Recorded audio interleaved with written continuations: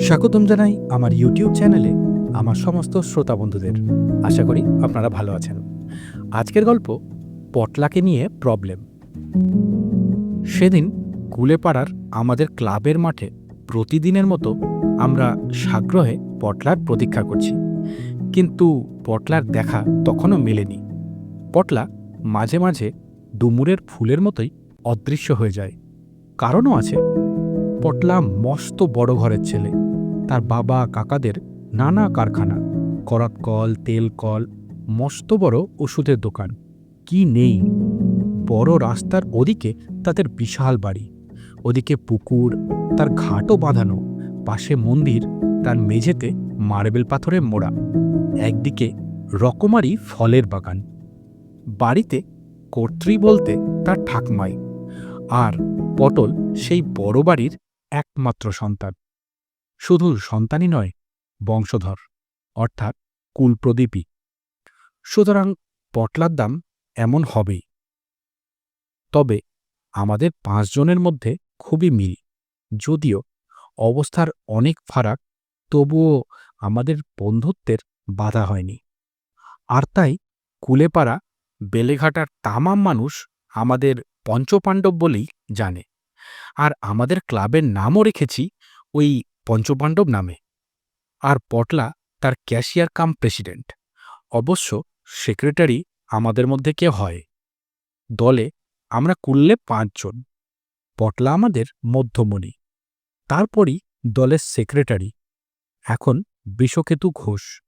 আমরা তাকে হোতকা বলেই জানি। ওই বিকট নামটা স্কুলের খাতাতেই আছে।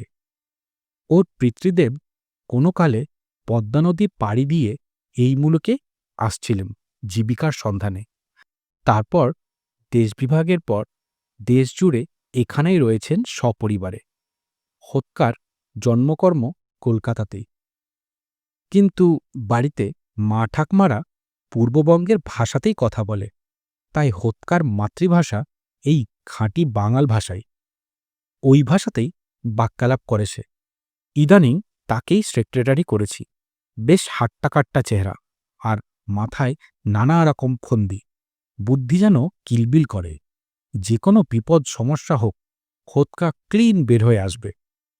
মনে হয় সৃষ্টিকর্তা ওকে সৃষ্টি করার সময় ভেতরের খোলটা বেশ বড়সড় করে ফেলেছিলেন। সেই খোল ঠিকমতো ভর্তি না হলে হোতকার মেজাজ বিগড়ে যাবে। আর তাই আহার এবং আহার্যের প্রতি হোতকার সহজাত আকর্ষণ বেশি রয়ে গেছে।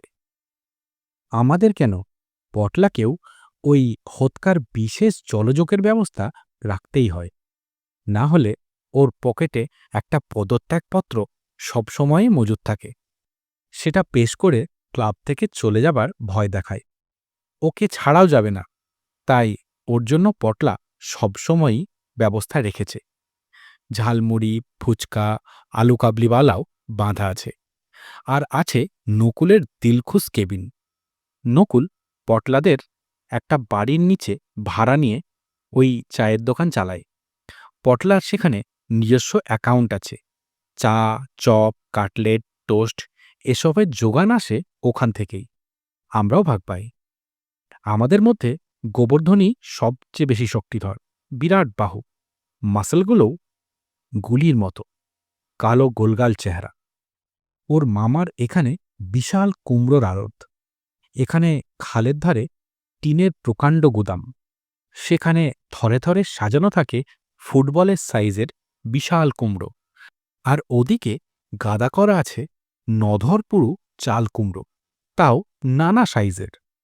কুমড়োর এত সাপ্লাই আসে তারকেশ্বর জাংপাড়া থেকে, বর্ধমান, এসব জায়গা থেকে। সারা বছর ধরেই স্রেফ কুমড়ো সাপ্লাই করে গোবরার, অর্থাৎ আমাদের শ্রীমান গোবর্ধনের মামা লাল হয়ে গেল। আর অন্যতম সভ্য ফটিক, শীর্ণ চেহারা, মাথায় বাবরি চুল। পেছন থেকে দেখলে ছেলে কি মেয়ে চিনতে ভুল হবে। ক্লাবের দরমার ঘরে বসে হারমোনিয়াম নিয়ে গলা সাধে। কোন ওস্তাদের কাছে নাকি ক্লাসিক্যাল গান শিখছে। সেই গানের একটা কলি বছরখানেক ধরে সাধছে ফটিকচন্দ্র। সাইয়া না মারো গুলারিয়া। এই সাইয়া আর ওই লাইনটাকে নিয়ে ফটিক যেন চচ্চড়ি বানিয়ে ফেলেছে। বলে সে, রাগ সঙ্গীত চর্চা না করলে হয় না। ওর গান শুনলেই রাগে আমাদের হাড়পিত্তি জ্বলে ওঠে। পটলা বলে, রাগ বলেই, রাগ হয় বলেই তো তোকে বলে। পটলার ওই দোষ, মাঝে মাঝে ওর জিভটা বিট্রে করে, কেমন বেমক্কা আলটাকড়ায় আটকে যায়। আর বেশ কিছুক্ষণ ধরে রেকর্ড পিন আটকে গেলে যেমন একটা শব্দই বারবার বেজে ওঠে, তেমনি সেই কথাটাই রিপিট করতে থাকে। কোনো মতে জিভটা ফ্রি হলে আবার অন্য কথায় আসে, তবে গোঁদ খাওয়ার চান্স থেকেই যায়। আমিও ওই দলের মধ্যে নিরীহ বৈচিত্র্যহীন, তার জন্যই পটলার বিশেষ প্রিয়পাত্র। সেদিন ক্লাবের ফুটবল টিম গড়া নিয়ে জরুরি মিটিং আছে আমাদের। অবশ্য মিটিংয়ের আগেই ঝালমুড়ি, আলু কাবলি ইত্যাদির ব্যবস্থা হয়ে গেছে। হোৎকা ফুটবল টিমের চার্জে। প্রতিবার আমাদের টিমই এই এলাকার মধ্যে সেরা টিম হয়, আর লোকাল সব ট্রফি আমরাই পাই। তবে ওর জন্য চর্চাও বেশ করতে হয়। ইদানিং ওদিকে গজিয়ে উঠেছে 7 বুলেটস ক্লাব। তারাও এই বাজারে ব্যবসায়ীদের কাছে জোর করে মোটা টাকা চাঁদা তোলে। পিছনে কোনো পাড়ার কোনো তাবর কর্তাও এসে জুটেছে।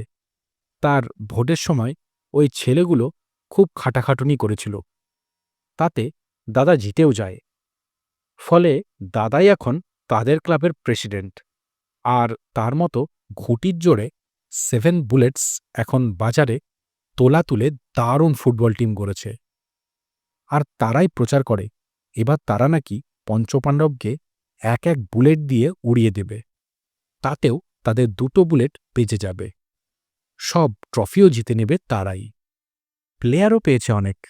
তাদের সবাইকে নতুন বুটকিট, ব্যাগ, জার্সি সব ফ্রি সাপ্লাই করবে, আর টিফিনও দেবে দারুণ।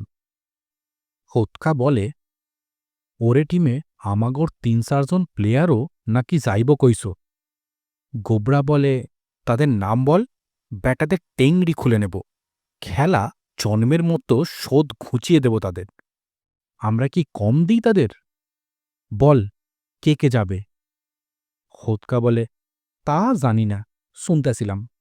হালাই পটলা এখনও আইল না।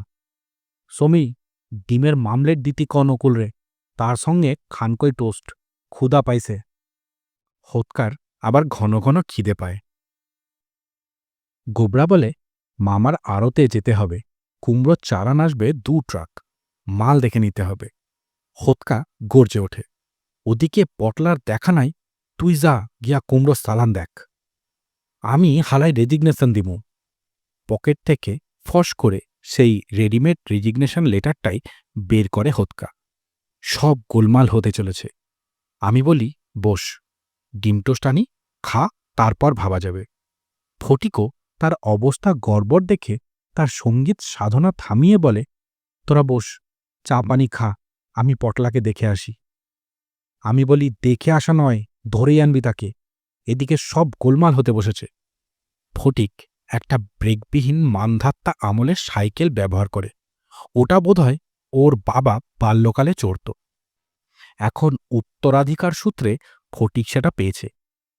ফটিক সেই ধ্যার ধেরে সাইকেলে চেপেই দিগ্বিজয় করছে এখন। ফটিক যাত্রা করবে এহেন সময় রিক্সার হর্ন শুনে চাইলাম। জায়গাটা অন্ধকারই। হুড়মুড় করে একটা রিক্সা এসে থামে, আর তার থেকে অবতীর্ণ হয়ে আমাদের বহু আকাঙ্ক্ষিত সেই পটলচন্দ্র বলে ওঠে, দ্য দেরি হয়ে গেল বল। হোৎকা বলে, কেন দেরিটা হইল কেন? পটলা বলে ওঠে, পিসিমা এসেছে, ওর দেওরের নাকি খুব খুব গোবর্ধনী পাদ পূরণ করে, খুব বিপদ। হ্যাঁ, পটলা এবার শোনায়, ওদের দেশের বাড়িতে সব নাকি কেড়ে নেবে কে একজন। এত বড় অনাচার অত্যাচার ঘটবে পটলার লতাপাতা সম্পর্কের কারো ওপর, এটা যেন আমাদেরই অপমান। পটলা বলে, পিসিমার দেওর এসে হাজির। বাবা তো বলেন কে কে, আবার জিভ আটকাচ্ছে। আমি বলি, কেস করতে বলেছেন? পটলা জানাই, হ্যাঁ। হোতকার অর্ডারি টোস্ট অমলেটও এসেছে, আর সঙ্গে আমাদের ভাগের টোস্ট অমলেটও এসেছে। হোতকা এবার পদত্যাগ পত্রটা পকেটস্থ করে বলে, বিজ্ঞের মতো, কেস কাছারি কইরা কিচ্ছু হইব না, আজকাল আইন আর নাই। গোবরাও অমলেট খেতে খেতে বলে, সত্যি, তারকেশ্বরের মহাজন এক ট্রাক পচা কুমড়ো চালান দিল, মামা কেস করেও কিছু করতে পারেনি। জজ বলে, কুমড়ো পচারই জিনিস, পচতেই পারে, ব্যাস, মামলা ডিসমিস করে দিল। পটলা বলে, এখন কি করা যাবে বলতো? কিছু তো কোনো মতে জীবটাকে বন্ধনমুক্ত করে বলে, করতেই হবে। হোতকার এসব ব্যাপারে অনেক বুদ্ধি। সেই এবার চা টোস্ট পর্ব শেষ করে বলে, ভাইবা দেখি, তোর হেই পিসার ভাইয়ের সাথেই কথাবার্তা কইতে হইব, হকর ব্যাপারটা জানতে হইব, তয় কি করা যায় দেখুন। এদিকে ফুটবল টিম হইল না। পটলা বলে, ওসব হয়ে যাবে। পিসা। পটলা দম নিয়ে বসে। পিসার ভাই ওগোর প্রবলেম সলভ করতে পারলে মোটা টাকা ডোনেশন, হ্যাঁ, তাই দেবে, ক্যাশ। ফটিক বলে, আর কালচারাল ফাংশন করতে হবে। ওর নজর ওই ফাংশনের দিকে। নিজে জোর করে হারমোনিয়াম নিয়ে বসে যাবে, কোনো মতে তুলে আনতে না পারলে ইট পড়বে, তাই আমরাই ফটিককে তুলে আনি অসময়ে পর্দা ফেলে। ওর ওই ফাংশনের কথায় হোতকা গর্জে ওঠে, তোরে মার্ডার করুম ফটকে, একজনের সম ডেঞ্জার, বিষয় বাগান সইলা যাইতাছে, আর তুই গান গাইবি? গোবরা বলে, হ্যাঁ, সেই সম্রাট নীরো রোম পুড়ছে, তিনি বেহালা বাজাচ্ছেন। ফটিক চুপ করে যায়। পটলার পিসিমার দেওরের বিপদ মানে আমাদেরই বিপদ। হোতকা বলে, কাল সকালেই যামু ওদের বাড়ি পটলা, তোর হেই পিসার ভাইরে থাকতি কইবি। হোতকা কেসটা নিয়ে ভাবছে। আমি বলি, কথায় বলে মামার শালা পিসের ভাই, তার সঙ্গে কোনো সম্পর্ক নাই, কে না কে, তার জন্য আবার ঝামেলায় জড়াবি? পাড়া গাঁয়ের ব্যাপার তেমন জানিস না। হোতকা বলে, তাই তো জানতে চাই, আর পরোপকারই পরম ধর্ম, বুঝলি সমী? হোতকা হঠাৎ এমন পরোপকারী হয়ে উঠবে তা ভাবিনি। বলে হোতকা, পটলা, ওই কথাই রইল, কাল সকালেই যামু ওগোর বাড়ি। অর্থাৎ কাল সকালে হোতকার ব্রেকফাস্ট হবে ওখানেই। পটলার বাড়িটাও বিরাট। তার ঠাকুরদা তখন এই অঞ্চলে এসে জলাজমি, হোগলা, বাঁশের বনঘেরা জমি কিনেছিলেন প্রায় 10 বিঘে, স্রেফ জলের দরেই। এখন এই অঞ্চলে তার সোনার মতো দাম। একসঙ্গে এতখানি জায়গা কারোরই নেই। পটলাদের 3 কাকার 3খানা গাড়ি, সবার নিজস্ব একটা করে গাড়ি, আর আরেকটি গাড়ি রয়েছে বাড়ির মা ঠাকুমাদের জন্য। ঠাকমা বেশিরভাগ সময় মন্দিরেই থাকেন। পুকুরের ঘাটটা বাঁধানো, সিঁড়িগুলো জল থেকে উঠেছে। এদিকে তুলসীমঞ্চ, ওপারে মার্বেল বসানো মন্দিরের মেঝে, পিছনে নানা রকম ফুল ফলের গাছে সাজানো বাগান। গ্রীষ্মের দিন ওপাশে পাঁচিল ঘেরা আপবাগানে গাছগুলো যেন আমে নুইয়ে পড়েছে। এদিকে বিরাট 3তলা বসতবাড়ি, নিচে অফিস ঘর। মা লক্ষ্মী যেন দুহাত ভরে ওদের দিয়েছে। হোতকাও যথাসময়ে এসে হাজির হয়। সবে গরমের ছুটি পড়েছে, স্কুলও নাই, তাই আমরা বাকি 3 মূর্তি ঠিক সময়ে এসে হাজির হয়েছি। ওই বাড়িতে আমাদের যাতায়াত রয়েছে। পটলা মাঝে মাঝে নানা সমস্যার সৃষ্টি করে, নিজেও বিপদে পড়ে, আর সেই বিপদ থেকে উদ্ধার পাবার জন্যই আমাদেরও কাজে নামতে হয়। এ নিয়ে অনেক ঘটনাই ঘটে গেছে, তোমরাও তো অনেক কিছু জানো। তাই পটলার মা ঠাকমা আমাদের তো চেনেনি, আর পটলার বাবা কাকারাও চেনেই বাকি 4 জনকে। মেজো কাকা আমাদের দেখে বলেন, আবার কি হলো রে, সামার ভ্যাকেশনে নতুন কোনো প্রোগ্রাম হচ্ছে বুঝি? গোবর্ধন বলে, তা নয়, পটলা ডেকেছে, পিসেমশায়ের ভাই এসেছেন। মেজো কাকু গাড়িতে উঠতে উঠতে বললেন, স্ট্রেট মন্দিরে চলে যাও, দেখা পাবে তার। ওই পিসের ভাই তো মন্দিরেই ধর্ণা দিয়েছে দেখলাম, দেখ যদি প্রবলেম সলভ করতে পারিস। ইয়ং ম্যান, সত্যি খুব বিপদে পড়েছে হে।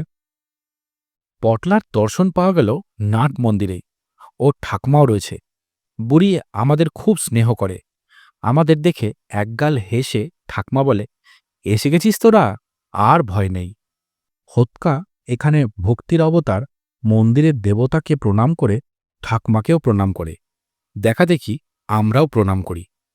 ফটিক প্রণামের পর সাদা গলায় শুধোয়, ভালো আছেন ঠাকমা? হ্যাঁ, তা তোমরা কীর্তন কবে শোনাচ্ছ? যা গাইলে সেদিন। ফটকে এখানে আমাদের না জানিয়ে একা একা এসে ঠাকমাকে কীর্তন শোনায়। তা জানা ছিল না। অবশ্য আমরা দল বেঁধেই আসি ঠাকমার কাছে, কারণ পঞ্চমণ্ডপ ক্লাবের ফাংশন, ফুটবল টিম চালানোর বড় খরচা যোগায় ঠাকমা। বুড়ির নাকি অঢেল টাকা। ওর নামে একটা কারখানা চলে, আর কোম্পানির কাগজ, ব্যাংকের টাকার যা সুদ আসে সেটা নাকি মাসে লাখের কাছাকাছি। অবশ্য ঠাকুমার দান ধ্যানও অনেক আছে। কিন্তু ফটিকের আমাদের না জানিয়ে এখানে কীর্তন গাইতে আসাটা ঠিক মেনে নিতে পারি না। ঠাকমা বলে, বসো তোমরা, প্রসাদ আনি, আর কেশবকেও ডেকে পাঠায়। ওর কাছেই সব কথা শুনে যা হয় করো, বসো। ঠাকমা চলে যায় ওই পিসের ভাইকে খবর দিতে আর আমাদের ব্যবস্থা করতে।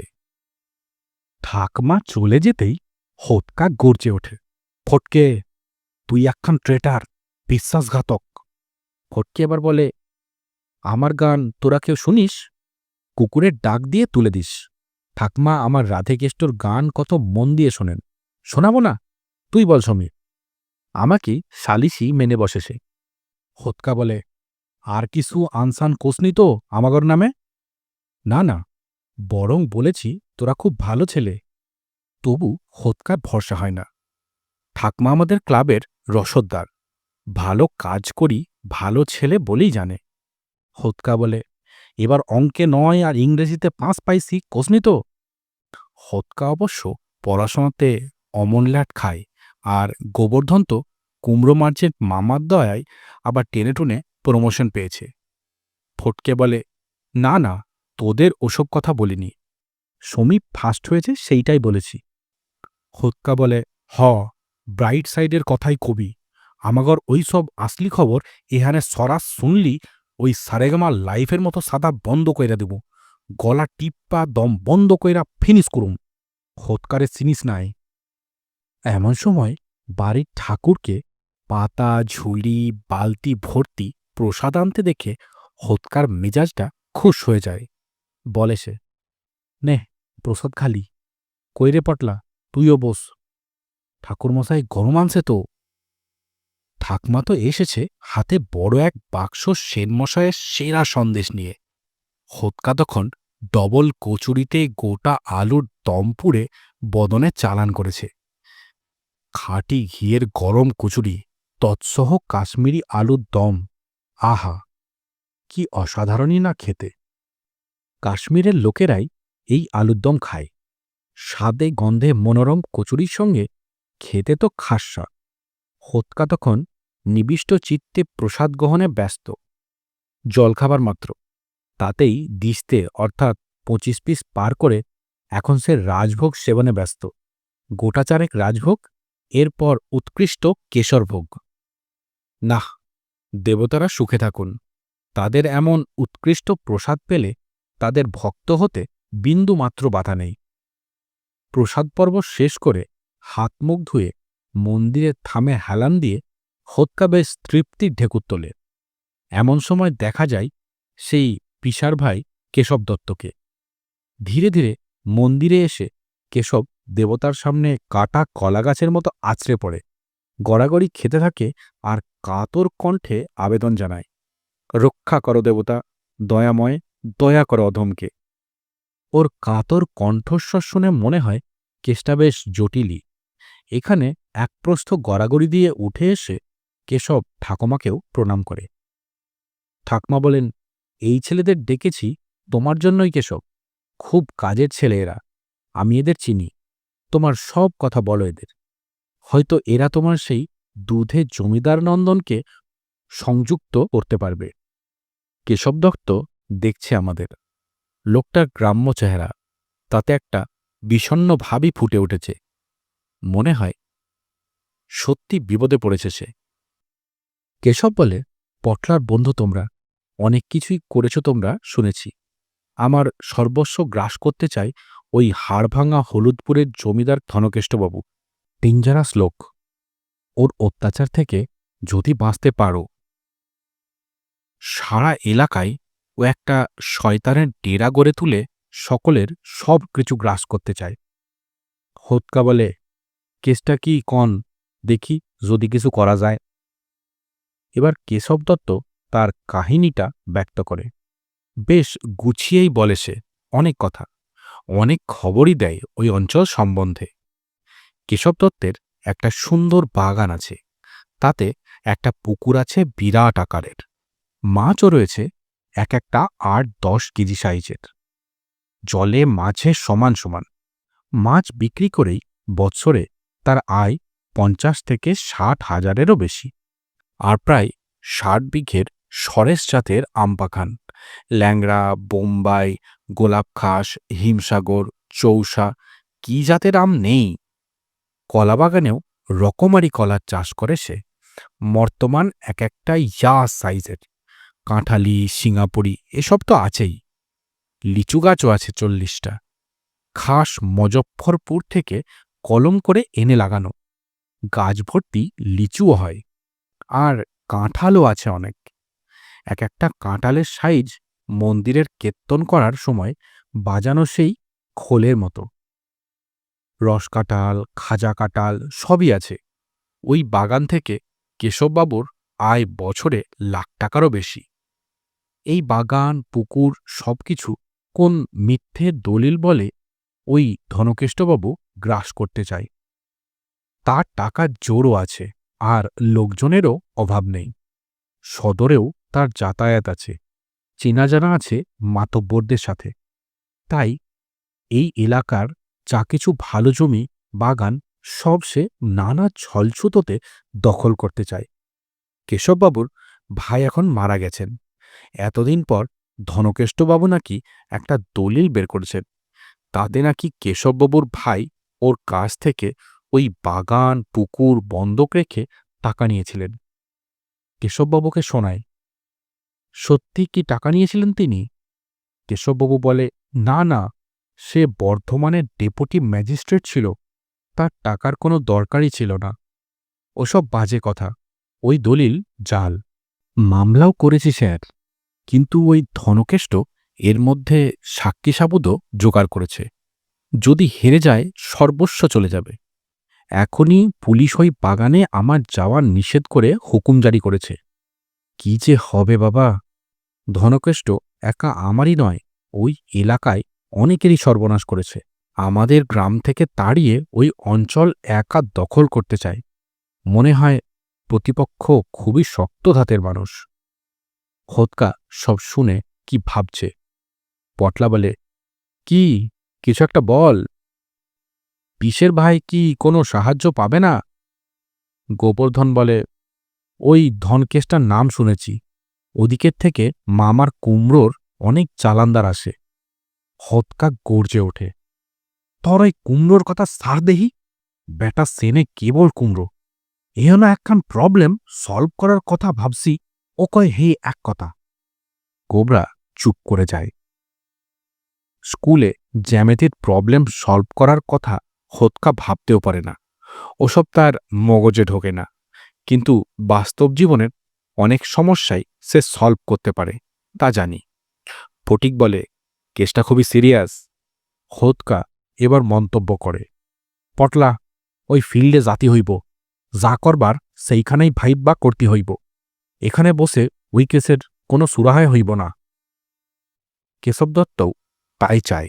সেও বলে, ঠিক কথা বলেছ তুমি, ওখানে না গেলে, না দেখলে কিচ্ছু করা যাবে না। তাহলে এসো তোমরা।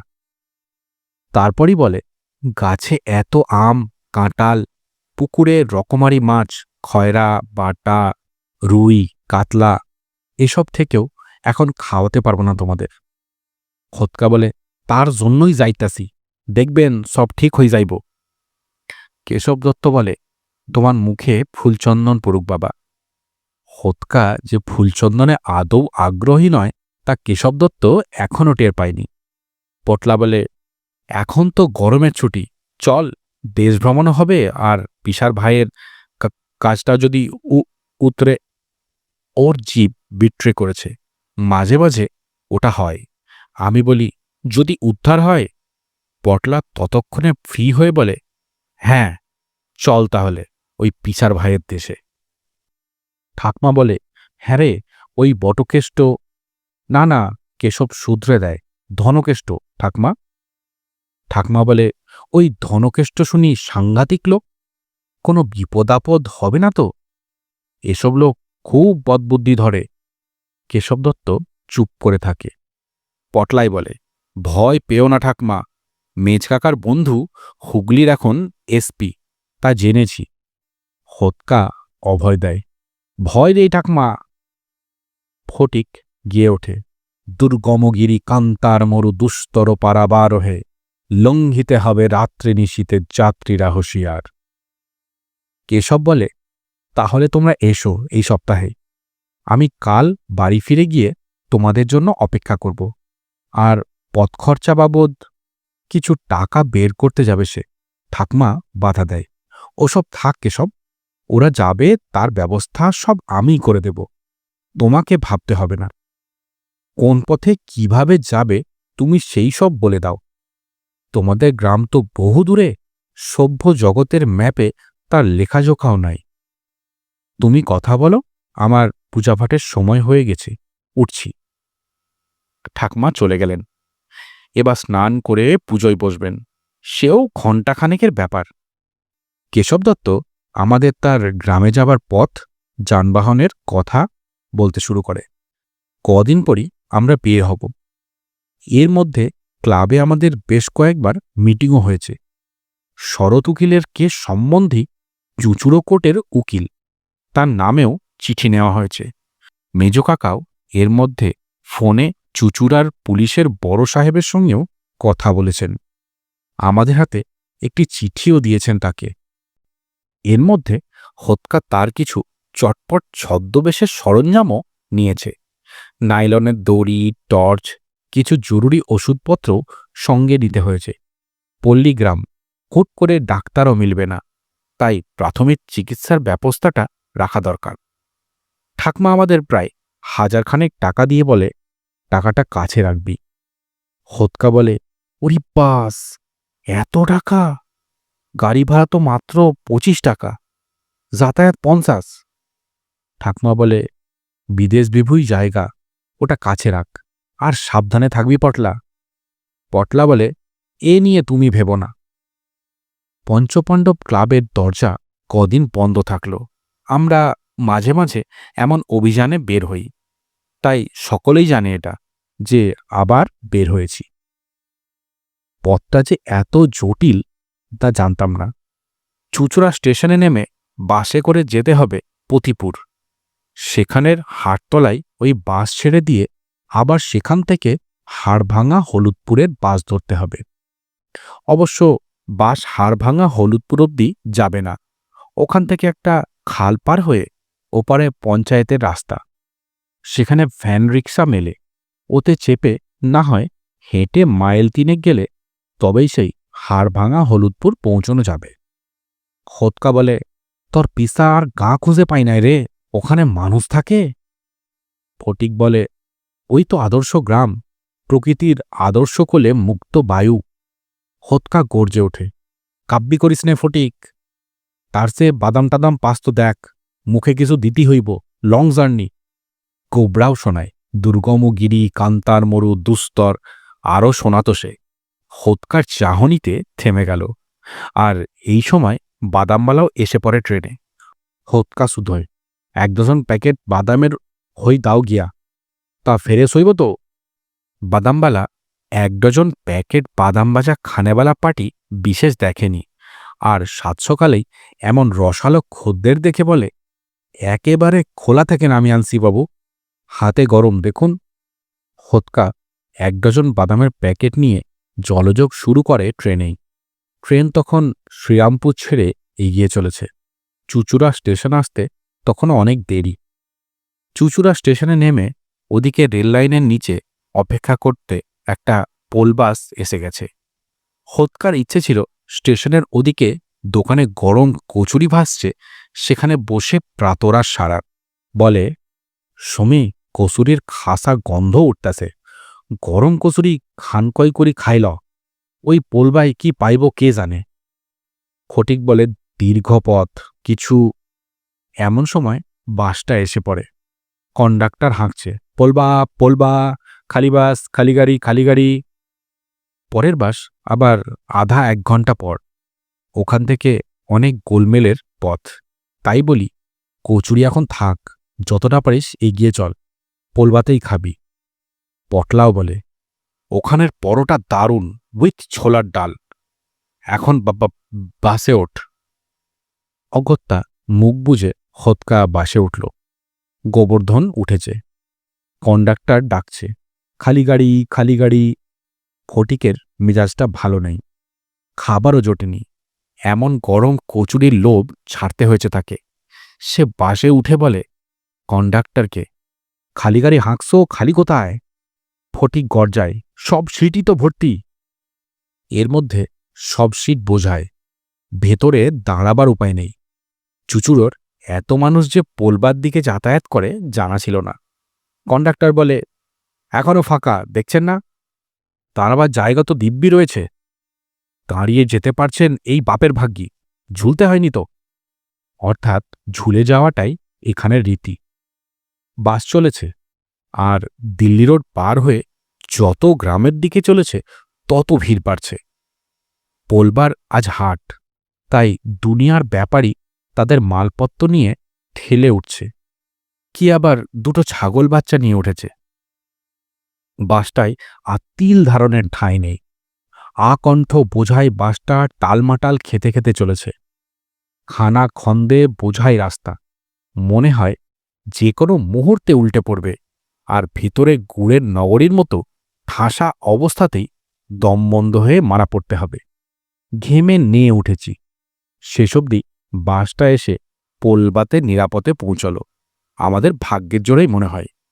নেমে যেন ধরে প্রাণ পায়। একে একে আমাদের পুরো টিমই নেমেছে মালপত্র নিয়ে। অবশ্য জামাগুলো ঘামে ভিজে তখন লাটপাট হয়ে গেছে, যেন হাঁড়ির ভেতর থেকে বের করে ওসব পরা হয়েছে।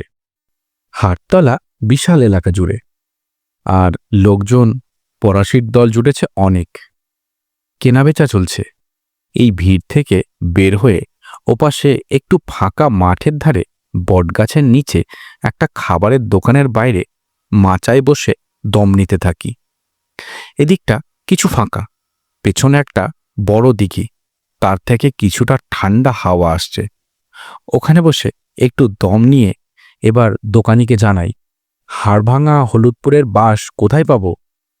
দোকানদার তখন আলুর চপ আর বেগুনি ভাজতে ব্যস্ত। তার সহকারী ঠঙাই করে মুড়ি আর তেলে ভাজা উইথ কাঁচা লঙ্কা সাপ্লাই করছে খদ্দেরদের। ছেলেটাই বলে, সে তো এই পুকুরের ওপারে ছাড়ে, তা এখনো দেরি আছে, আধ ঘন্টা তো হবেই। 2টো লোক ওদিকে বসে গপ গপ করে আলুর চপ আর মুড়ি খাচ্ছিল।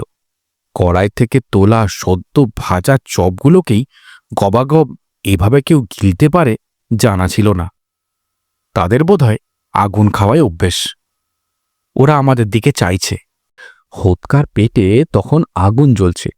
ফটিকও বলে, বাসে দেরি রয়েছে, দুপুরে কখন পৌঁছবো ঠিক নাই, এখানে কিছু খেয়ে নে পটলা। হোতকা বলে, না কসুরি, হালা মুড়ি চপ আর রসগোল্লাই দাও হে, একটু বেশি কইরাই দিবা। হোতকা গন্ডা 3 চপ আর ছোট 1 হাঁড়ি রসগোল্লা আর 1 শানকি মুড়ি নিয়ে বসেছে জলযোগে। আমরা ভয়ে ভয়ে কিছু খেয়ে নিই। এরপর যাত্রা শুরু হবে। হাড়ভাঙা না মাথাভাঙা কোন গ্রাম কে জানে। বাসটাকে দেখা যায় না। একটা যে মালপত্রের স্তূপ, বাইরের দুদিকে ওপরে আর নিচে একটা করে বাঁশ বাঁধা। গাড়ির ভিতরে আর তিল ঠাঁইয়ের জায়গা নেই। ছাদে আনাজপত্রের বস্তা, ঝুলি, মুরগি, চ্যাঙাড়ি, তার উপর সারবন্দি মানুষ বসেছে। আর এবার গাড়ির দুপাশে ওই বাঁশের উপর পা দিয়ে দাঁড়িয়ে আর একটা বাঁশ ধরে দুদিকে তা প্রায় জনা ৩০ লোক ঝুলন্ত অবস্থায় যাচ্ছে। আমরা ভেতরে ঠাঁই পাইনি। বাঁশের ছাদে দুটো বাঁধাকপির বস্তার উপর বসেছি। ওপাশে দেখি দোকানের দেখা সেই দুটো লোকও রয়েছে। একজনের মাথায় চুল এক গাঁজিও নাই, প্রকাণ্ড টাক ঝকঝক করছে, আর গোপজোড়া বেশ পুরুষ্টু, বিড়ালের লেজের মতো। অন্যজন জীর্ণ, তবে নাকটা বেশ যেন শকুনির মতো। সেই শুধুই হাড়ভাঙা হলুদপুর যাবে কার বাড়িতে, যেন কৈফিয়ত চাইছে সে। আমি দোকান থেকেই লোক দুটোকে দেখছি, কেমন ভালো লাগে না ওদের চাহনি। গোপবালা লোকটা শুধুই, কোথা থেকে আসা হচ্ছে? হ্যাঁ, কলকাতা থেকে। লোকটা ঠিক বাঙালি নয়, তবে দীর্ঘদিন বাংলা মূলকে রয়েছে বোধহয়, তাই বাংলা কিছু শব্দ দেশওয়ালি ঢঙে বলতে শিখেছে। আমি এসবের জবাব দিই না। হোৎকা তখন এক ধামা মুড়ি আর ১.৫ ডজন চপ উইথ এক হাঁড়ি রসগোল্লা সেবন করে ঝিমুচ্ছে। গোবরা বলে, হ্যাঁ, তা যাওয়া হবে কোথায়, কার বাড়ি? ফটিক তখন ওই বাঁশের টঙের চড়ে গুনগুন করে সুর ভাঁজছে। বাসটাও বেশ তালে তালে ওই হাড়গোড় ভাঙা রাস্তায় নেচে কুদে চলেছে, সর্বাঙ্গে মানুষের চাদর জড়িয়ে। চৈত্র মাসের মাঝামাঝি, এর মধ্যেই দুপুরের রোদ যেন অগ্নিবৃষ্টি শুরু করেছে। বাতাস তো নয়, যেন আগুনের হলকা। বাসের ছাদে বসে রোস্ট হতে হতে চলেছি। এই পথের যেন শেষ নেই। বাসটা থামছে, ২-৪ জন নামছে তো ৫ জন ঠেলে উঠছে। যে যা পাচ্ছে তাই ধরে ঝুলে পড়ছে। একজন তো গোবরার ঠ্যাং ধরেই ঝুলছিল, কোনো মতে গোবর্ধন বলেই সামলে নিয়েছে। ওদিকে টাকওয়ালা তখনও জেরা করছে, কোথায় যাবে, কার বাড়ি? আমি বলি, থামো তো, রোদে গরমে মরছি, ওকে জবাব দিতে হবে, চুপ করে বসো। লোক দুটো আমার জবাবে খুশি হয় না। একজন বলে, কই বাত পুছলে তার জবাব দিতে হয় খোকাবাবু, না দাও দিবে না। লোকটা আমাকে যেন শাসাচ্ছে। হোৎকা চোখ খুলে দেখে, আবার শিবনেত্র হয়ে ওই পাশের দোলানিতে ঝিমুতে থাকে। ঘণ্টা ১.৫ অন্তত রোদে পুড়েছি। উফ, কি যাত্রা রে বাবা! পটলাকে শুধাই, আর কত দূর রে? পটলা বলে, এসে গেছি, ওই তো বাস থেকে ওখানে নামতে হবে, ওটাই হাড়ভাঙা স্টপেজ। শেষ অবধি এই যাত্রার পর্বও শেষ হয়। রাস্তার ধারে কয়েকটা চালাঘর, ২-৪টে পুরনো বট অশ্বত্থ গাছ জায়গাটাকে ছায়া ঘন করে রেখেছে মাঠের মধ্যে। মরুভূমির মধ্যে এটুকু যেন মরুদ্যানই। এখানে নেমে এবার ধরে প্রাণ ফিরে পায়। দুটো বাস জার্নি করে অর্ধেক প্রাণ যেন শেষ হয়ে গেছে। বাস থেকে নেমে দেখি যাত্রীরা এক জায়গায় ভিড় করেছে, যেন সাংঘাতিক কিছু ঘটেছে, হইচই চলছে। পরে দেখি সাংঘাতিক কিছু নয়, একটা টিউবওয়েলকে ঘিরে জলপানের প্রতিযোগিতা চলেছে। বাসটা বেশ কিছুক্ষণ এখানে এর জন্যই দাঁড়ায়। কন্ডাক্টর ওদিকে খাল থেকে এক বালতি জল তুলে এনে গাড়ির রেডিয়েটারে জল ঢালছে। তখনও ওর থেকে ধোঁয়া বের হচ্ছে। গাড়ির অবস্থাও আমাদের মতো।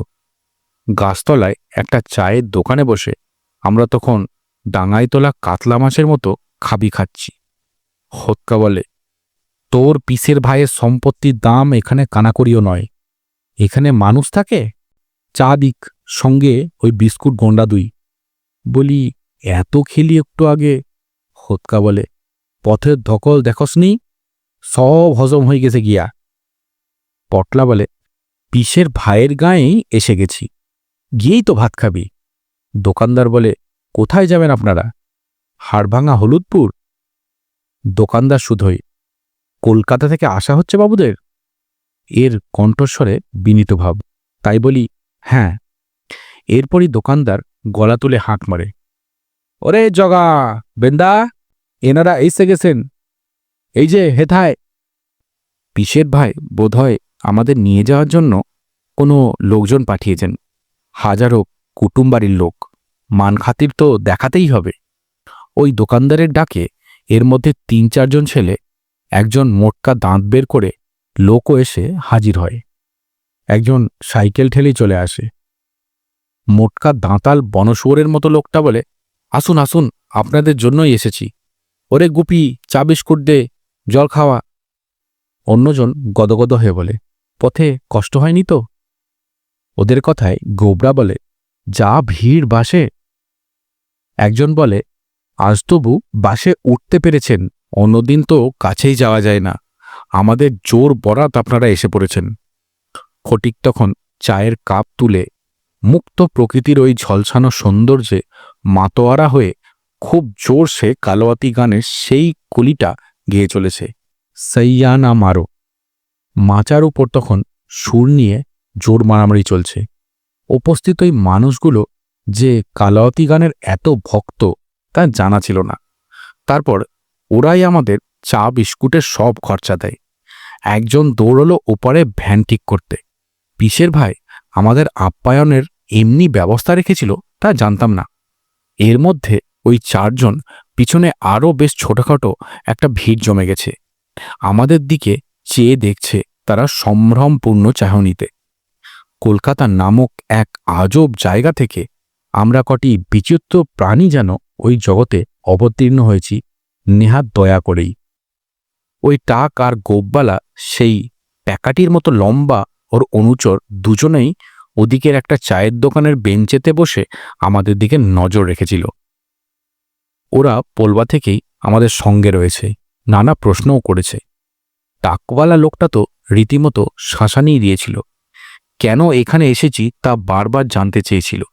এবার আমাদের ওই দল পরিবৃত হয়ে যেতে দেখে ওরাও আমাদের পিছু ছেড়ে চলে গেল। দোকানগুলোর পিছনেই একটা খাল। খালে জল যত না রয়েছে, কাদা আর কচুটিপাড়া রয়েছে তার তুলনায় অনেক বেশি। আর সাঁকো বলতে আড়াআড়িভাবে দুখানা বাঁশ ফেলা, আর ধরার জন্য রয়েছে একটা আলগা বাঁশ। ওই দুখানা বাঁশের উপর দিয়েই ভারী বোঝা মাথায় নিয়ে গড়ের মাঠে ভেলকিওয়ালাদের দড়ির উপর হাঁটার খেলার মতো হেসে খেলে পার হয়ে চলেছে। আমাদের তো ওই বাঁশবাজি দেখিয়ে পার হতে হবে ওই খাল। নড়বড় করছে খাঁচা আর পিছলো। পা ফসকালে ওই কচুরিপানার দমে কাদার মধ্যে পুঁতে যেতে হবে, খুঁজে পাওয়া যাবে না। হাড়ভাঙা হলুদপুর আসা যে এত দুর্ভোগ তা জানতাম না। গোবরা বলে, এর চেয়ে গৌরীশঙ্কর পর্বতের চূড়ায় ওঠা যে সহজ রে। তবু ওই বাহিনী হাত ধরে কোনো মতে পার করে আমাদের। শুধুই, আর কত দূর? একজন আঙুল দেখায়। দূর দিগন্তে লিলি করছে গ্রামসীমা। মাঠের বুক চিরে পঞ্চায়েতের তৈরি ইট পাতা একটা ফিট আস্টেক পথের ইঙ্গিত। মোটকা লোকটা বলে, এই খালের উপর সাঁকো আর রাস্তা পাকা করার জন্য কয়েক লাখ টাকা স্যাংশন করা হয়েছিল। তা পঞ্চায়েত প্রধান ওসব না করে স্রেফ 3খানা বাঁশ খরচা করে এই সাঁকো করেছে। আর পিচ রাস্তার বদলে যা হয়েছে তা তো দেখতেই পাচ্ছেন। কোবরা শুধোয়, বাকি টাকা কে শোনায়? ওসব গেছে ধনকেষ্টবাবুর পকেটে। ওই তো অঞ্চল প্রধান। ধনকেষ্টর নামটা চেনাই বোধ হয়। এসেই পিসের ভাইয়ের জমি, পুকুর, বাগান হরকাবার পার্টি। অর্থাৎ ধনকেষ্ট তাহলে এখানে জমিয়েই বসেছে, সব দিক থেকেই লুটপাট করছে। বলি, ওকে সরাতে পারছে না এখানের লোক? লোকটা বলে, চেষ্টাতে তো আছি আমরা। বাদলদাও বেশ উঠে পড়ে লেগেছে। এখানের মাস্টার, দেখা যাক কি হয়। চলুন, গাড়ি তৈরি। গাড়ি বলতে দেখি একটা খোলা ভ্যান রিক্সা। ওতে ধানের বস্তা, গুড়ের টিন, মালপত্র বওয়া হয়। অভাবে যাত্রীও বয়। তক্তা পাতা, বাবুদের জন্য 2টো বস্তা আন, বাবুরা বসবে। কে 2টো ধানঝাড়া বস্তা এনে পেতে দেয়। এবার আমাদের যাত্রা শুরু হলো। গ্রামের নাম কে রেখেছিল হাড়ভাঙা তা জানি না, তবে এখানে আসতে গেলে হাড়গোড় যে ভাঙা খুবই সম্ভব তা বুঝেছি। ওই ইটপাতা রাস্তার বহু জায়গায় ইট আর নেই, স্থানে স্থানে গর্ত হয়ে গেছে। ভ্যান রিক্সায় আলুর বস্তা যায় আছাড় খেতে খেতে। তারা প্রতিবাদ করে না, কিন্তু মানুষ নামক জীব আর্তনাদ করে ওঠে। কোমর যেন দেহ ছাড়া হয়ে যাবে। না হয় পাঁজরই ভেঙে দুটুকরো হবে, আর মাথার উপর ওই রোদ। গ্রামসীমাও তেমনি অধরায় রয়েছে। বেলা 3টে বেজে 4টে হতে চলেছে। ভোরে কলকাতা থেকে বের হয়ে চলেছি, এখনো পৌঁছবার নাম নেই। গাড়ির সঙ্গে ওরাও দল বেঁধে আসছে। এবার এসে পৌঁছালাম গ্রামে। বাঁশবন আর বাঁশবন, জমাট অন্ধকার নেমেছে বাঁশবনে। পথের দুদিকে ঘন সন্নিবিষ্ট বাড়ি, এদিকে ওদিকে শুধু ডোবা আর বনবাদার। ওপাশে একটা পুরনো আমলের বাড়িতে নিয়ে গিয়ে ঢোকালো। এককালে বেশ বনেদি জমিদার বাড়ি, এখন পড়ন্ত অবস্থা। কাছারি বাড়িটা শূন্য, ওদিকে ভেঙে পড়েছে, লোকজন নাই। এককালে এখানে নায়েব, গোমস্তা, প্রজা, পাটকের ভিড় ছিল, আজ আর কেউ নেই। কাছারি বাড়ি পার হয়ে একটা ঢাকা বারান্দা দিয়ে ওপাশে আবার অন্য মহলে গিয়ে চোরা সিঁড়ি দিয়ে দোতলায় একটা ঘরে তুলল। আশেপাশে অন্য কোনো বাড়ি নেই। এখানেও লোকজন বিশেষ আছে তা মনে হয় না। এই কজনই আমাদের সাথে এলো, আর এই বাড়ি থেকে একটা লোকও নিচে থেকে উঠে এলো না। এই ঘরে মেঝেতে ঢালাও ফরাস পাতা, ওদিকে জলের কুঁজো গেলাসও রাখা আছে। অর্থাৎ আমাদের আসার খবর জানা ছিল, তাই সব ব্যবস্থাও করেছে। সেই কালো মুস্কো লোকটার নামও জেনেছি এর মধ্যে। ওর নাম বংশীগোপাল বাগ। অবশ্য বাঘ না বলে ওকে বনশুয়োর বললেই ভালো হতো। কথা বলে যেন ঘোঁত ঘোঁত করছে, ওকেই শুধোই। কিন্তু কেশববাবুকে দেখছি না তো। বংশীগোপাল বলে, দেখবে দেখবে বই কি। বংশীগোপাল বলে, দেখবে বই কি, সবাই আসবে। এর মধ্যে সেই বাড়ির লোকটা বলে ওদিকে চানের জল রাখা আছে, চান টান করে নিন। ছেলেদের একজন বলে, হ্যাঁ, খুব ধকল গেছে, চান টান করে খেয়ে বিশ্রাম করুন, সন্ধ্যের আগেই আসছি। ওদিকে সব ব্যবস্থা করতে হবে। ওরা তো চলে গেল। তখন শরীর ক্লান্তিতে ভেঙে পড়েছে। তবু শুধোই, কিরে পটলা, তোর পিসের ভাইকে দেখছি না যে। হোতকা তখন মাংসের খুশবু পেয়েছে বাতাসে।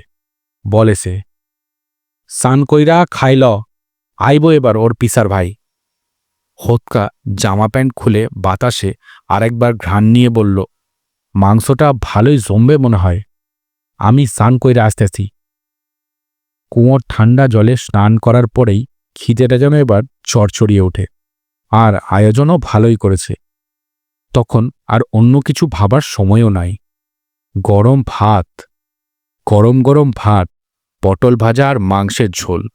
মাংসও বেশ অনেকটা করে। আমরাও তার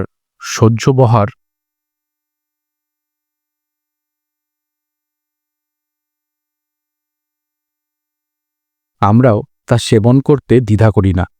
আমের চাটনিটাও বেশ মুখরোচক করেছে। হোতকা কেজিখানেক মাংস আর হাফ কেজি চালের ভাত শেষ করে এবার চিৎপাত হয়ে পড়ে সেই ঢালা ফারাসে।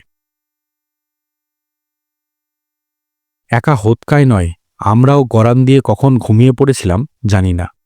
সেই মোটা টাকওয়ালা লোকটার বিড়ালের লেজের মতো গোপ দুটো ফুটে উঠছে। আমার বুকের উপর যেন বসে গলা টিপছে। আর ওই সিটকে লোকটা একটা দাঁত হাতে গজরাচ্ছে। আচ্ছা,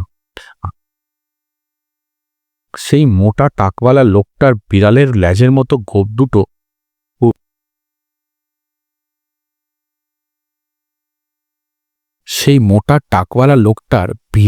লেজের মতো গোপ দুটো ফুলে উঠেছে।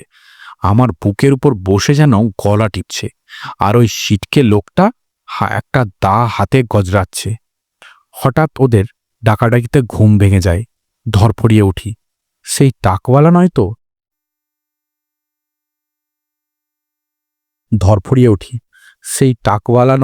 বংশীগোপাল বাঘ ডাকছে, দাদা, ও ভাইটি, এবার উঠে পড়ো, ওই যে গোবর্ধন বাবু। ওদের ডাকাডাকিতে উঠে বসলাম। তখন অন্ধকার হয়ে গেছে। ঘরে একটা টেবিল ল্যাম্প জ্বলছে। তার আলোয় দেখি একা বংশী নয়, সঙ্গে আরও বেশ কিছু ছেলেপুলেও রয়েছে। আর একজন একটা বড় ব্যাগের ধুমায়িত চা, আর একজন একটা বড় জগে ধুমায়িত চা আর কয়েকটা মাটির গেলাস এনে চাও দেয়। আমরা চা খেতে থাকি। এবার খেয়াল হয় কেশব দত্তের কথা। পটলার সেই পিসার ভাইয়ের এখনও দেখা নেই। বাইরে কোথায় মাইকে ঘোষণা চলছে, কোথাও অনুষ্ঠান হবে বোধহয়, তার জন্য সে মাইকে তারও স্বরে ঘোষণা করছে কলকাতার নামি দামি শিল্পী গায়করা এসে গেছেন। তাদের অনুষ্ঠান শুরু হবে। তাদের অনুষ্ঠান দেখে জন্ম সার্থক করুন। এমন সুবর্ণ সুযোগ হাড়ভাঙা হলুদপুরে আর পাবেন না। এই সুযোগ হেলায় হারাবেন না। আসুন, রিকশায় টেনে দৌড়ে আসুন। আসুন, রিকশায় হেঁটে দৌড়ে আসুন। সঙ্গে চট আনতে ভুলবেন না। চট নিয়ে আসবেন। প্রবেশ মূল্য 3 টাকা, 2 টাকা মাত্র।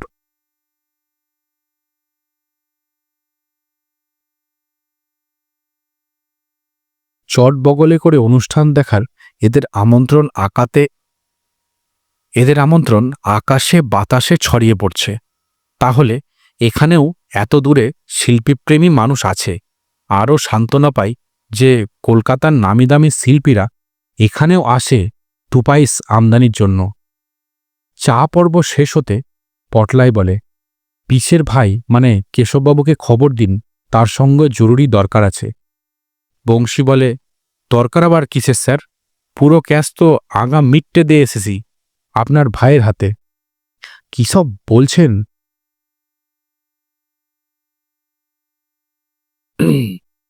বংশী বলে, দরকার আবার কিসের স্যার? পুরো ক্যাশ তো আগা মিটটে দিয়ে এসেছি আপনার ভাইয়ের হাতে। কি সব বলছেন এসব? চমকে উঠি আমি।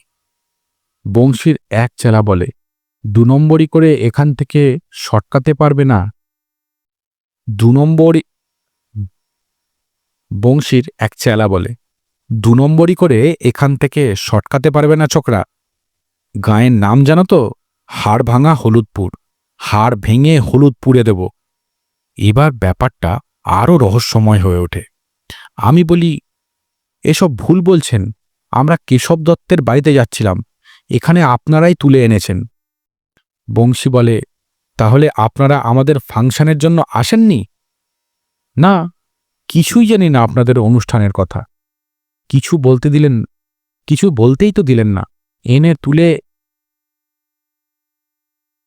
এনে তুললেন এখানে। ভাবলাম কেশব দত্তেরই লোক আপনারা। এমন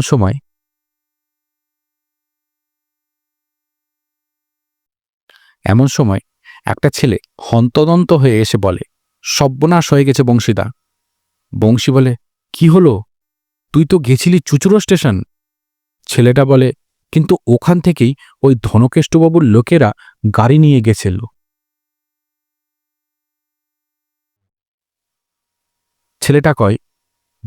ছেলেটা বলে, কিন্তু ওখান থেকেই ওই ধনকেষ্টবাবুর লোকেরা গাড়ি নিয়ে গেছিল। ওরাই আমাদের কলকাতা থেকে আসা শিল্পীদের তুলে নিয়ে আগে চলে এসেছে। অন্যজন বলে, এমনি কাণ্ড করবে ওই ধনকেষ্ট দল তা জানতাম। ওরা আমাদের ক্লাবের বেইজ্জত করবে। এদিকে বিবেক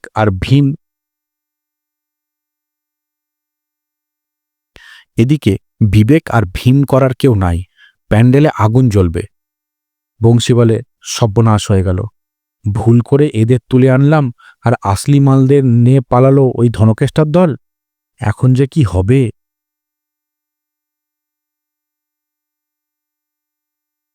কে পাশ থেকে বলে, কেটে পড়ো দাদা গাঁ থেকে। ওদিকে প্যান্ডেল জ্বলবে, লোকজন মারদাঙ্গা করবে। ও, ধনকেষ্ট আর কত শত্রুতা করবে আমাদের সাথে? সব শেষ হয়ে গেল। এখন কি অনুষ্ঠান হবে? কর্ণবৎ পালায় নিয়তি ভীমই তো মেন পার্ট। ওই নাটক আমাদের ক্লাবে এবারই করেছি, আর ফটিক নিয়তি রোলে ফাটাফাটি পাঠ করেছে। ভীম তো গোবর্ধন একেবারে অরিজিনাল। পটলাও ভালো গাইতে পারে। ওরা সত্যি বিপদে পড়েছে ওই ধনকেষ্টর জন্যই। অনুষ্ঠান পণ্ড হলে সর্বনাশ হয়ে যাবে। ধনকেষ্টই তার লোকেদের গোলমাল করতে পাঠাবেন নিশ্চয়ই। তাই ওদের বিপদের গুরুত্ব বুঝে বলি, আপনাদের কর্ণবৎ পালায় নিয়তি, ভীম সবই পাবেন, একেবারে টপ। ওরা যেন অকুলে কুল পায়, বলে সত্যি? হ্যাঁ। ফটিককে দেখিয়ে বলি, ও নিয়তি করেছে অন্তত 20 নাইট, দারুণ গায়ে। আর ভীম ওই তো গোবর্ধনকে দেখছে ওরা। এবার ওদের মনের মধ্যে আশার আলো জাগে। বংশী বলে, করবে ভাই, কোনো মতে রাতটা উদ্ধার করে দাও, বংশীবাগ তোমাদের জন্য জান লড়িয়ে দেবে। কে বলে আজকের রাত পার হোক?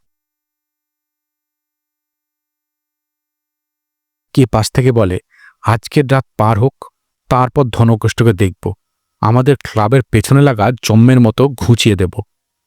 বংশী বলে, পরের কথা পরে, এখন বলি জোর জোর মাইকিং কর, বেটা ধনকেষ্টর পাড়ায় মাইক ঘোরা, অনুষ্ঠান হচ্ছে, সবুজ সাথীর দলকে কেউ দমাতে পারবে না। আজকের পালা কর্ণবধ, ঠিক রাত্রি 10টায় শুরু হবে। সুর পার্টিকে টাইমে থাকতে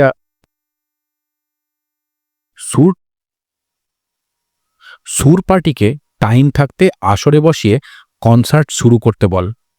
গ্রামে ধনকেষ্ট যে নানা কাণ্ড ঘটায় তা এসেই জেনেছি। আমাদেরও ওই ধনকেষ্টর বিরুদ্ধে কার্যে নামতে হবে। এখানে আমাদের চেনা জানা মদত করার কেউ নাই। কেশব দত্ত একা কি সাহায্য করতে পারবে তা জানি না, তাই এদের হাতে হাত রাখতে হবে। আর সেই সুবর্ণ সুযোগ এখন আমাদের হাতে এসেছে। হোতকা বলে, তা বুদ্ধিটা মন্দ কইসনি সমী, ফটকে জান লড়িয়ে গাইবি, একটো করবি, গোবরা ভীম যেন একেবারে মারকাটারি ভীম হয়। পাঠ মুখস্থ আছে তো? ফটিক তো এমন সুযোগ পাবে গাইবার ভাবেনি। সে এর মধ্যে হারমোনিয়াম আর বাঁশিদাকে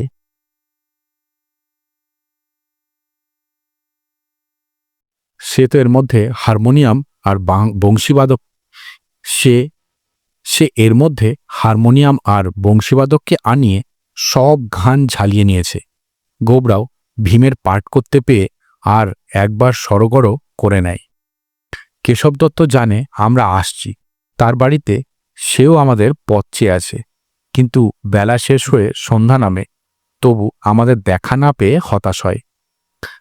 বাড়িতে তার স্ত্রী বলে, এত দূরের পথ, হয়তো কাল আসবে, কিন্তু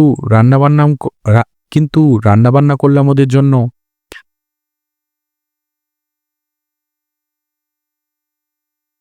ওর স্ত্রী শুধোয়, হ্যাঁ গো, আসবে তো, না হলে কি হবে আমাদের? কেশব দত্ত তেমন কোনো সদুত্তরই দিতে পারে না। বলে, কলকাতার ছেলে আমাদের জন্য বিপদের মধ্যে আসবে? তবু কেশবের বৃদ্ধামা বলে, ওসব কেন বলছিস? যখন পটলার বন্ধু তারা ঠিকই আসবে। যা পথঘাটের অবস্থা, কোথাও আটকে গেছে হয়তো, না হয় কালই আসবে বাছারা অর্থাৎ আমরা তখন সবুজ সাথী দলের প্যান্ডেলের সাজঘরে। আমিও দাড়ি লাগিয়ে গলায় রুদ্রাক্ষের মালা পরে কমণ্ডলু হাতে ঋষি সেজে বসেছি। সে এক পেল্লাই কাণ্ড। ফটিকটা এখন লালপাড় শাড়ি পরে ফলস চুল লাগিয়ে একদম নিয়তি সেজে গুনগুন করে গানের কলি ভাসছে, আর গোবরা গদা হাতে দাঁত কিডমির করে ভীমের মতো সাজঘরে পায়চারি করছে। কর্তৃপক্ষ হোতকাকে কি একটা পার্ট দিতে চেয়েছিল, কিন্তু ওর ওই খাঁটি বাঙাল ভাষা শুনে আর সাহস করেনি। কারণ মহাভারত তেমন কোনো বাঙাল চরিত্র নেই, তাই হোতকা পার্ট না করে ওদের ভলেন্টিয়ারদের নেতাই সেজে গিয়ে যাত্রার আসর ম্যানেজ করতে শুরু করেছে। প্যান্ডেল থই থই করছে, কলকাতার নামি দামি আর্টিস্টরা এসে গেছে, লোকজন যেন ভেঙে পড়েছে, আর যত জোরে কনসার্ট বাজছে ততই দর্শকরা টিকিট কেটে ঢুকছে।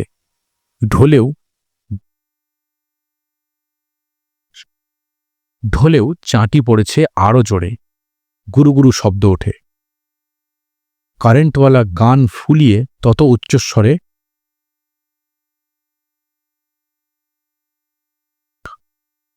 গুরু গুরু শব্দ ওঠে। কর্নেটবালা গাল ফুলিয়ে তত উচ্চস্বরে কর্নেট বাজাচ্ছে। ধনকেষ্ট এই ডিগরের বিশিষ্ট ব্যক্তি। এককালে অবশ্য ওর পিতৃদেব হাড়ভাঙা হলুদপুরের জমিদার মিত্র চৌধুরীর গোমস্তা ছিল। পাইক সঙ্গে নিয়ে গ্রামে গ্রামে মহালে গিয়ে খাজনা তুলে চেকমুড়ি দিত। জমিদারের হাটে গাছতলায় বসে ব্যাপারীদের কাছে হাটের তোলা তুলত। সবই অবশ্য জমিদারের তহবিলে জমা পড়ত না, তার থেকে অনেক টাকাই নিজের ফতুয়ার পকেটে না হয় গোপন কাছায় বেঁধে আনত। এই নেওয়ার অভ্যেসটা বাড়তে বাড়তে ক্রমশ স্বভাবেই পরিণত হয়। টাকা থেকে সেটা উপরে উঠল। বেনামিতে জমিদারের খাস জমি, বাগান, পুকুর এসবও গ্রাস করতে শুরু করল। আর জমিদারবাবুও বৃদ্ধ হয়েছেন, একমাত্র মেয়ের বিয়ে দিয়েছেন। জামাই কোথাকার ডেপুটি ম্যাজিস্ট্রেট, ফলে বাইরে থাকতে হয়। জমিদারবাবুর দেখাশোনা করার তেমন কেউ নেই। ফলে ধনকেষ্টর বাবা হরকেষ্ট দাসই সর্বস্ব গ্রাস করল।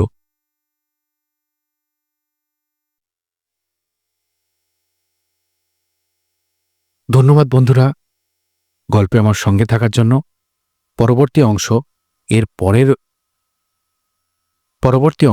এর পরের পার্টে আপলোড করব।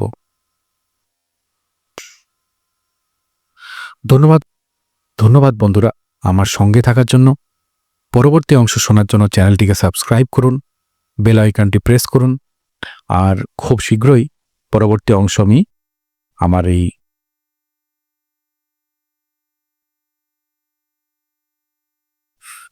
ধন্যবাদ বন্ধুরা আমার সঙ্গে এতক্ষণ সময় দেওয়ার জন্য, আমার গল্পটির সঙ্গে থাকার জন্য। পরবর্তী অংশ শোনার জন্য আমার চ্যানেলটিকে সাবস্ক্রাইব করুন এবং বেল আইকনটি প্রেস করতে ভুলবেন না। খুব শীঘ্রই এর পরবর্তী অংশ আমি আমার ইউটিউব চ্যানেলে আপলোড করব।